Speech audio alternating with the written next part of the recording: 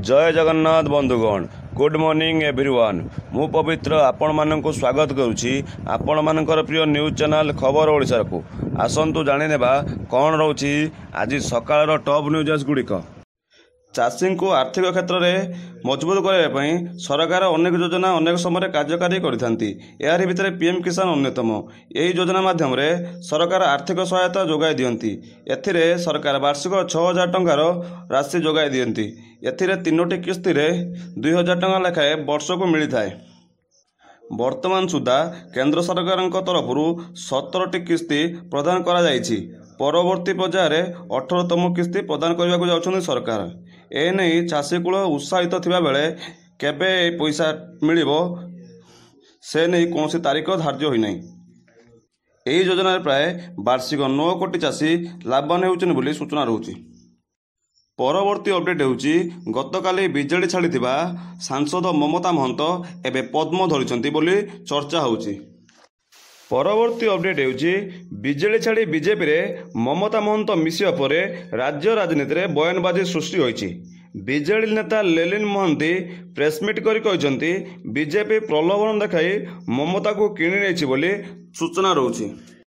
परवर्ती अपडेट होउछि लक्ष्मी बस ने थमुनी आरोप प्रत्यारोप। गाँव सहर को जोड़िया पूर्व सरकार आरंभ करथिले लक्ष्मी बस योजना।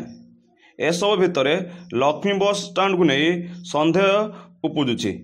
एथिरे लागिथिबा राशि को नहीं जांच आरंभ करछन्ति सरकार। यार भितर दुर्नीतिर गंध बारी पारुछन्ति सरकार। सूचना मुताबक गोटे बस स्टाण्ड रे राजकोषर खर्च होइछि 5,18,000 टंका। ताहा पुणी 4टी खुंट गोटे कांथ एवं छात और किछि स्टील बार को नहीं।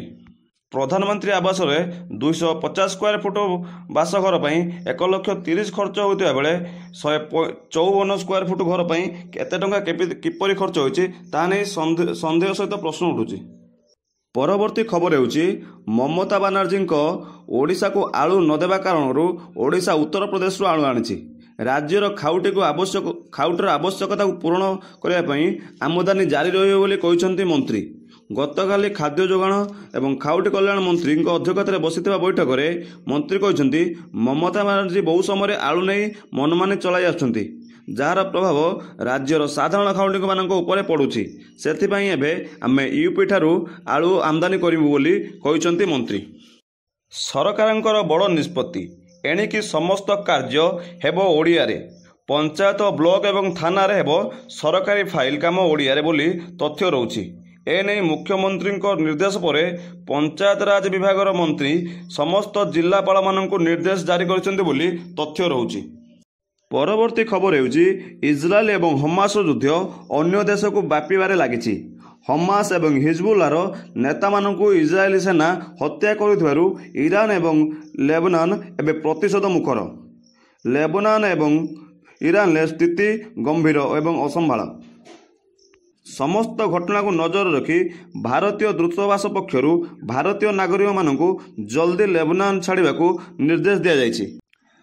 परवर्ती खबर हेउछि भद्रक सहरर अपर्तिबिंधा छड़ा प्रशासन एवं पौर प्रशासन गुरुवार जबरदखल उच्छेद आरंभ करछन्ति। दीर्घ समय धरी रास्तार दुई पाखरे जबरदखलकारी माने व्यवसाय चलाई आसुछन्ति जहाद्वारा ट्राफिक समस्या देखा मिलूँ। बारंबार पूर्वर प्रशासन उच्छेद करने को चेष्टा करथिले मध्य विफल होइतिले किंतु गतकाली सकाळ 9टारू जेसीबी माध्यम उच्छेद करा जायछि। उच्छेद समय प्राय अधिकांश दुकानी निजर सामग्री चलचंचल भावे बाहर कर जाउथिबार देखा जायछि। परवर्ती खबर हेउछि राज्य रे योग्य हिताधिकारी मानकु चाउल जोगा देबा पई आरंभ होइतिला खाद्य सुरक्षा योजना किंतु एथिरे योग्य हिताधिकारी ठारू अधिक फॉल्स हिताधिकारी राशन पाउछन्ति। सूचना मुताबक प्राय 42,000 रु अधिक अयोग्य हिताधिकारी रायगढ़ चाउल नेउछन्ति। तेणु जोगाण विभाग द्वारा समस्त अयोग्य हिताधिकारी मानकु चिन्हट करने सहित सेमानंकर नाम सूची काटी दि जाइछि। जदि आपन को वीडियोटी भल लगता है तेबे आपण माने चैनल टी सब्सक्राइब करनियंतु जहाँ फल जहाँ भी लेटेस्ट अपडेट आसीबो सर्वप्रथमे आपण ही देखि पारिबे।